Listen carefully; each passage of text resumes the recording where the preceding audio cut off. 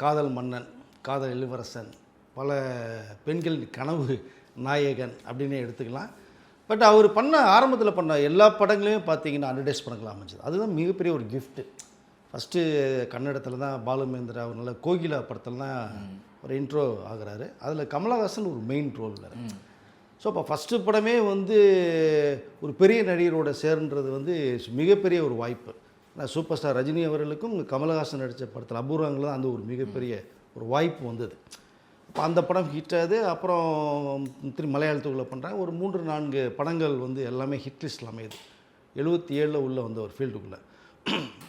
பட்டு இவர் நம்ம பாலுமகேந்திரா அவர்களே தமிழில் ஒரு படம் பண்ணலாம் அப்படிங்கும்போது தான் அந்த கேரக்டருக்கு மோகன் தான் ரொம்ப ஆப்டாகுன்னு சொன்ன உடனே அவர், நீங்கள் கேள்வியே கேட்கலாமா சார், நீங்கள் எனக்கு திரையுலக வாழ்க்கைக்கே நீங்கள் ஒரு அதாவது என்ன சொல்கிறதுனா இந்த சொர்க்க வாசல் திறந்து விட்டது மாதிரி திறந்து விட்டு நீங்கள் எப்போனாலும் பண்ணுங்க சார் அப்படிங்கும்போது தான் தமிழில் மூடுபனின்னு ஒரு படம் பாலுமகேந்திரா ஒரு க்ரைம் த்ரில்லர் எடுக்கிறாங்க. அதில் படம் சூப்பர் டூப்பர் ஹிட்டு.